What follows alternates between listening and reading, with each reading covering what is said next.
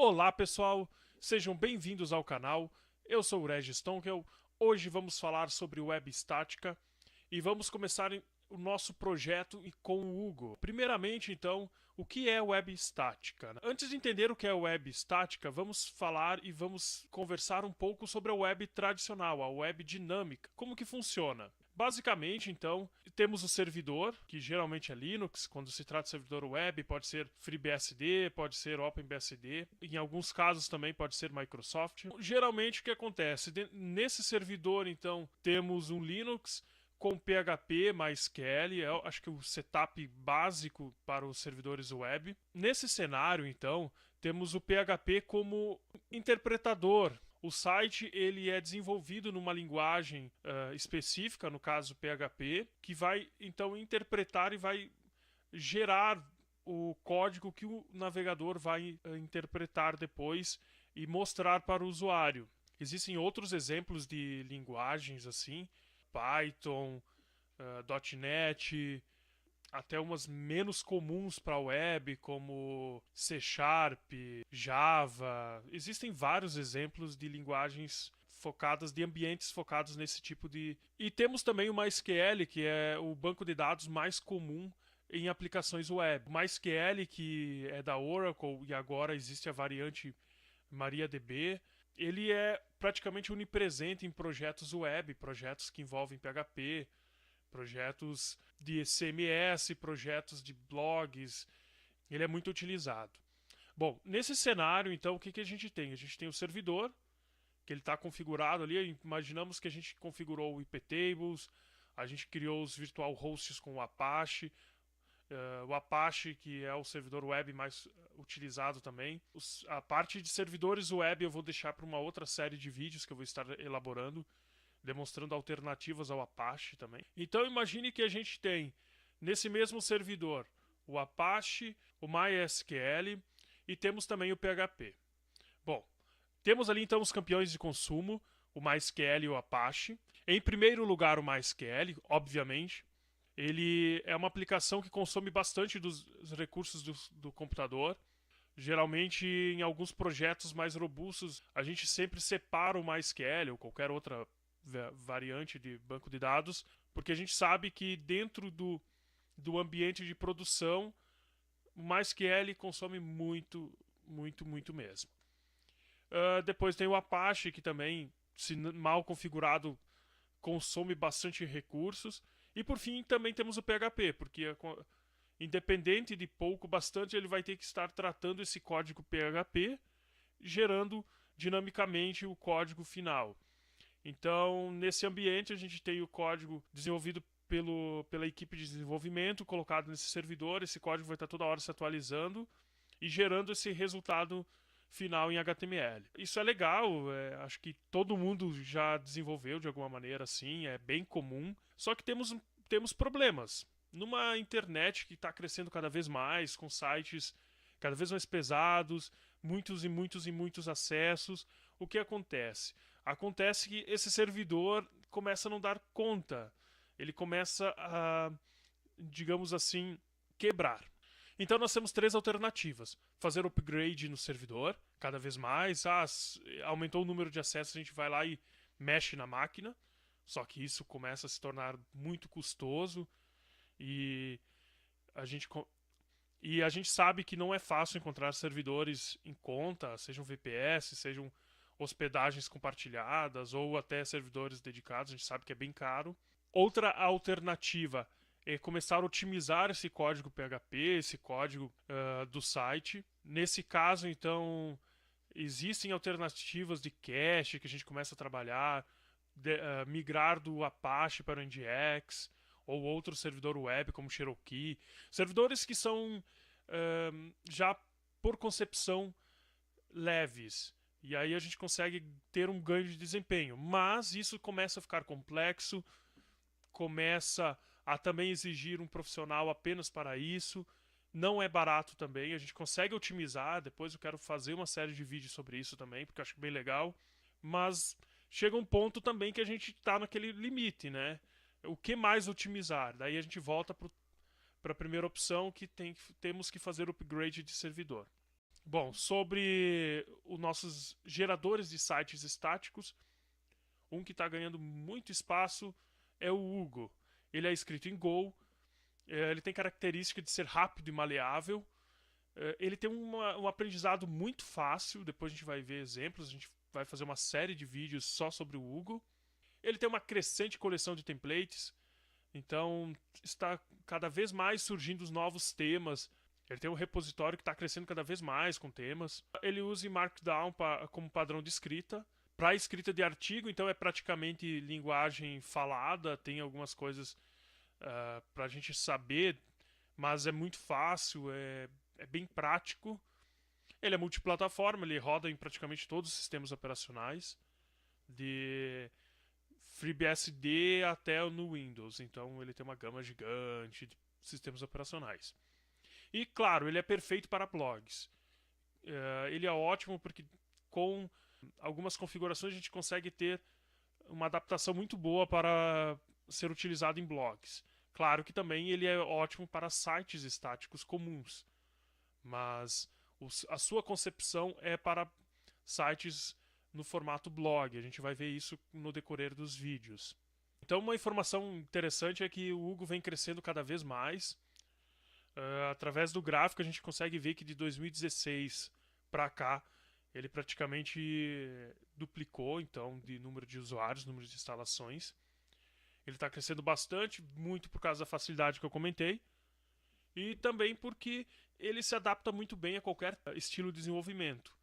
É muito fácil migrar um template HTML para a estrutura do Hugo. Mas como que o Hugo funciona? O Hugo ele é um gerador de site estático. Então, isso quer dizer o quê? Isso quer dizer que quando a gente está desenvolvendo o site, a gente está trabalhando com a estrutura do Hugo, a gente está gerando novo conteúdo e tudo mais. Ao gerar o site final, a gente está gerando um arquivo HTML. Claro que cada página tem seu arquivo, né? Ele se organiza muito bem por pastas e tudo mais. Mas a gente está gerando arquivo HTML, arquivo final. Estamos tirando esse trabalho do servidor. Geramos esse site localmente. A gente pode fazer também integração com o GitHub para gerar no servidor. É possível fazer isso. Mas no modo básico, então geramos esse site no computador local e depois enviamos para o servidor. Isso então economiza muito do hardware do servidor, ou se for o caso de um VPS, né, economizando um pouquinho ali de CPU e uso de disco, né, porque a gente já vai estar entregando para o servidor o site final. Para ajudar então a entender como funciona o site estático, e no caso o Hugo, vamos mostrar a instalação dele e os primeiros passos, né? Eu estou utilizando o Fedora 26 como ambiente de trabalho e vou instalar o Hugo através dos pacotes Snap, que são disponibilizados pela Canonical. Para instalar o Snap no Fedora, então, é muito fácil. Basta digitar dnf install snapd. Bom, como eu já tenho ele instalado, né, ele vai dizer que eu já tenho o pacote no meu sistema, mas se não o tivesse, então era só fazer a instalação. O Fedora está trazendo o snapd por padrão nos repositórios, então não precisa adicionar nenhum repositório adicional, nada. Uma vez com o Snap instalado, então é a hora de a gente instalar o Hugo, né? Primeira coisa, então, verificamos qual é a versão do Hugo que está presente no Snap. Digitamos Snap Find Hugo. Vemos que está na versão 0.29. Esse Hugo que está presente no Snap é mantido pelos próprios autores do Hugo. Isso quer dizer que é a maneira mais prática de se manter o Hugo sempre atualizado em distribuições Linux. Esse método é recomendado inclusive pelos autores lá no blog do Hugo, né? Porque aqui a gente sempre tem a versão atualizada e com bugs corrigidos, que é muito importante para no ambiente de produção não ter nenhum nenhum empecilho ali, nenhum probleminha com bugs com o gerador do código. Para instalar, então, basta a gente digitar snap install Hugo. Novamente, eu tenho ele instalado. Se eu quisesse atualizar ele, então, atualizar os pacotes snap que eu tenho instalado, a gente digita snap refresh.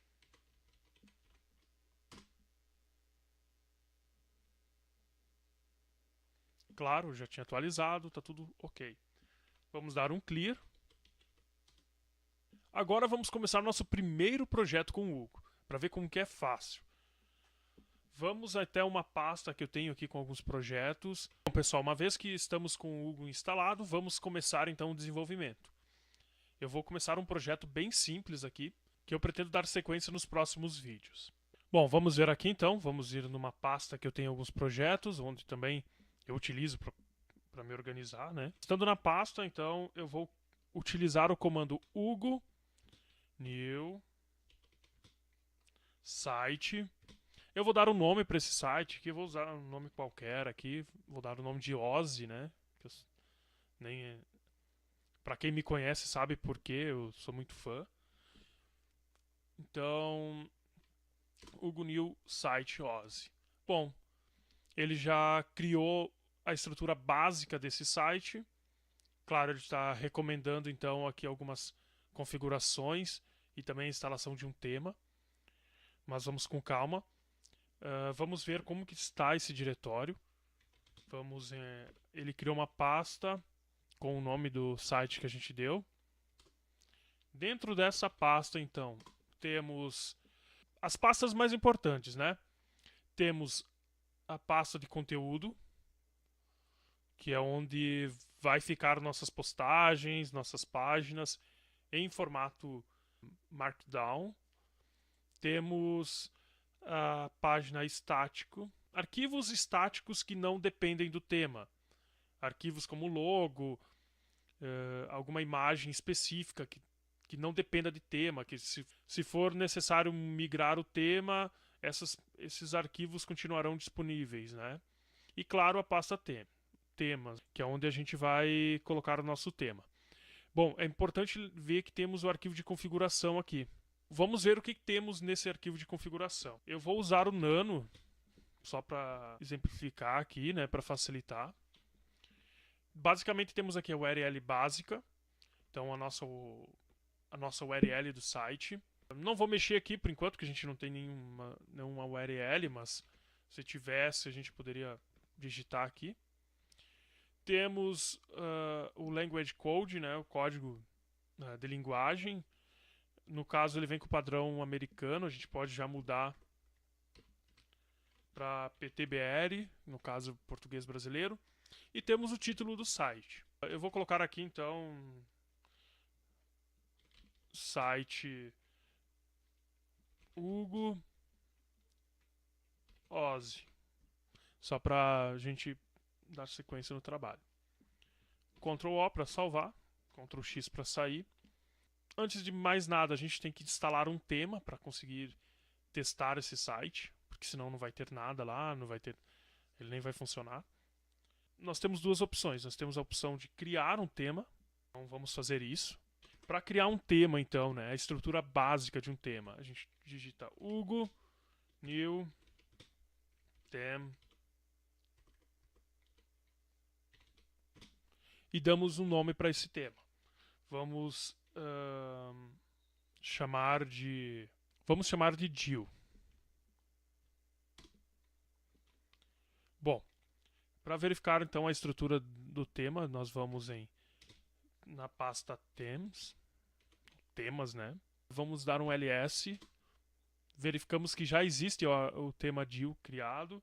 Vamos entrar dentro da pasta. Aqui temos também algumas pastas básicas para utilização. Temos a pasta layout, que é onde vai ficar os arquivos de layout, né, da página, do tema no caso. Temos o arquivo de licença, ele pode ser customizado, pode ser disponibilizado com outras licenças. Por padrão, ele vem com a licença MIT sendo recomendada. Temos também outra pasta static, que é onde ficam os arquivos como CSS, JS, arquivos estáticos do tema, né? Arquivos que são essenciais para o tema, não para o site. Se for para o site, recomendo que use a pasta estático do site. E temos o arquivo de configuração do tema, né? Vamos abrir ele.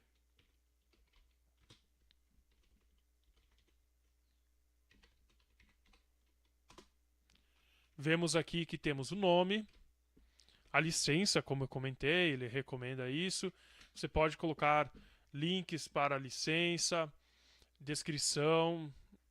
Vamos colocar aqui mais um tema do Hugo. A homepage do tema, tags, features, a versão mínima do Hugo para esse tema funcionar bem, o autor, homepage do autor, informações básicas sobre o tema. Por quê?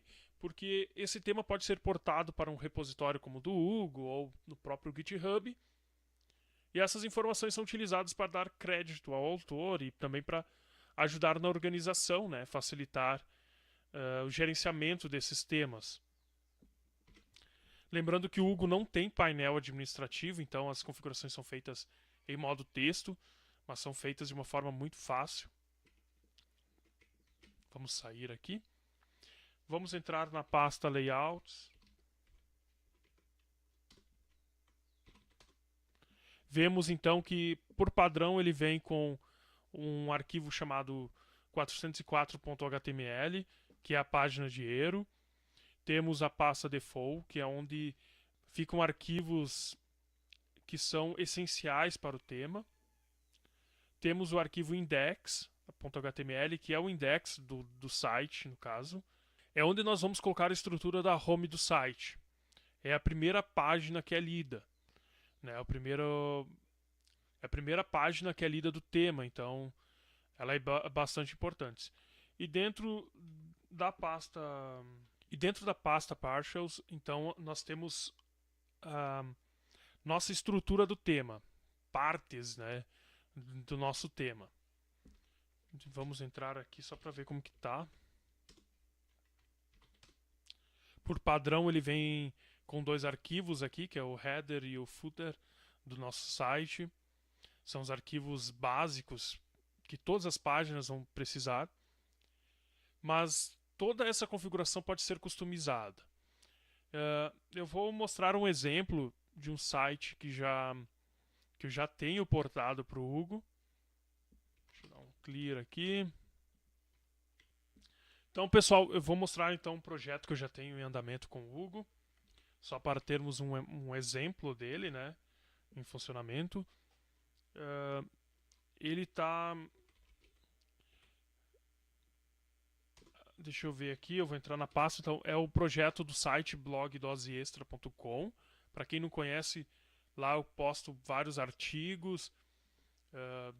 Tem também bastante matérias na parte multimídia, não só desenvolvimento web. E todo ele é estruturado e está funcionando em cima do Hugo. Temos podcast nele, é uma configuração mais avançada que a gente foi fazendo. E eu estou usando o próprio blog como uma cobaia para testar novas funções, né?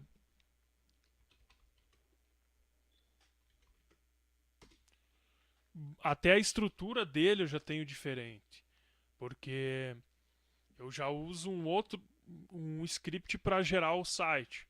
Eu vou mostrar aqui como que está a estrutura. Eu tenho os arquivos já não estão na raiz, estão na pasta série C. SRC no caso, né? Aqui temos a estrutura básica do site. Vou mostrar o arquivo de configuração.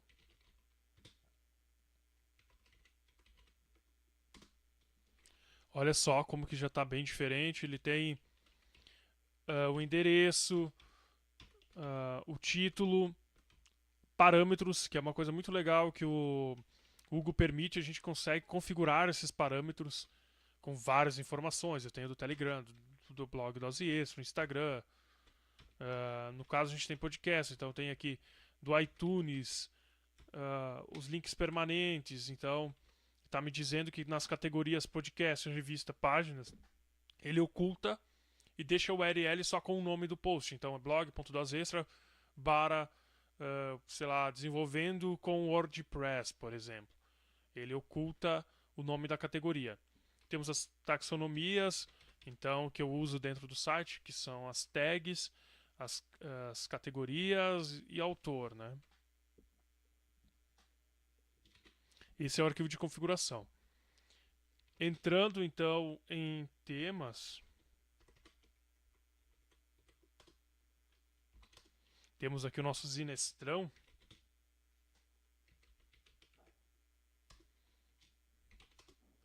Olha só, dentro de layout, deixa eu ver aqui, já temos também algumas configurações, tem diferentes, né? Temos o arquivo ls.xml, que é responsável pelo nosso feed, o feed que a gente usa no podcast. Dentro do PowerShell a gente tem um pouquinho diferente. Olha só, eu tenho padrões de páginas, por exemplo, quando é categoria podcast, quando é revista, como eu chamo as postagens, quando tem a página sobre. Aqui no caso, na verdade, são as páginas mesmo que eu utilizo para as categorias. Em funcionamento dá para entender melhor. Mas temos também a pasta global, páginas, contato. Então é bem personalizável, né? Isso que é vantajoso. Voltando um pouco.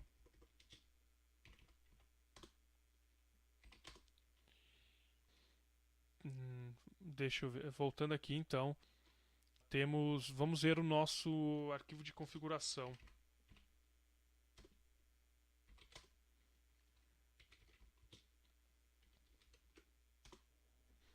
Olha só. Aqui ele está com o nome, com as tags. Ainda também não preenchi todo, né? Mas é legal de lembrar que todo o projeto do site, o tema também, ele está disponível no GitHub, lá no meu GitHub até, github.com.eritonkel, /eritonkel. Lá então dá para baixar ele para testar e ajudar a melhorar também. Pode submeter postagens. Até vamos ver um arquivo de postagem.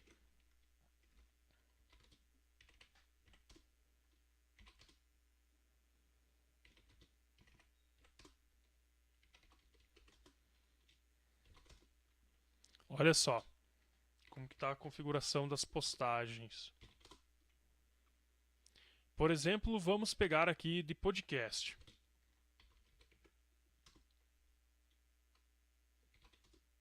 No caso, eu tenho o index.md, que é o padrão, que ele vai...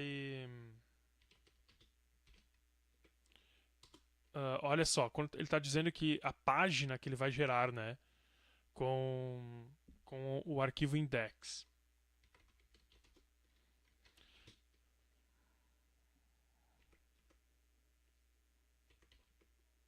Temos aqui, então, uma postagem de podcast, que é o primeiro episódio, que é Simplificando o WordPress com o Matheus Ávila. Recomendo, inclusive, que vocês acompanhem. Olha só quanta configuração. Deixa eu mostrar ele em edição. Temos o título, autor, nome do autor, imagem do autor, Google+. Aqui são várias informações do autor, como está dizendo o nome, né, que vão ficar presentes. Até, no caso, temos do podcast. Aqui a gente está definindo o tipo, então, podcast, o ID, podcast também. A imagem, eu uso duas imagens, uma para o post e outra dentro do artigo, eu configuro aqui. A data que eu lancei, a descrição, as categorias desse post, as tags, né? Aqui, como ele é um podcast, tem algumas informações sobre o podcast, a URL do MP3, do ADD, do feed, do zip, o tamanho dele em bytes, a duração, e aqui temos a postagem. Olha só, tudo em Markdown, bem simples de entender, bem tranquilo. Como que a gente gera o site, então, né? O mais importante. Vamos gerar o site aqui para a gente ver como que é. Por padrão, basta digitar Hugo dentro da pasta do site, que ele vai gerar o site dentro da pasta pública.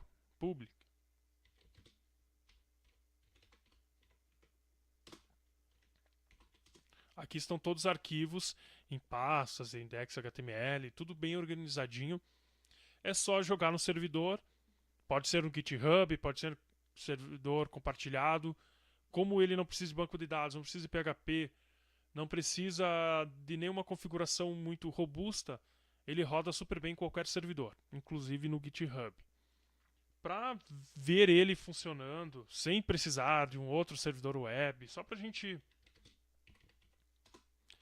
ter noção de como ele está ficando, podemos digitar simplesmente dentro da pasta do site Hugo Server. Ele vai dizer o quê? Que está disponível através do endereço localhost na porta 1313. Vamos testar para ver.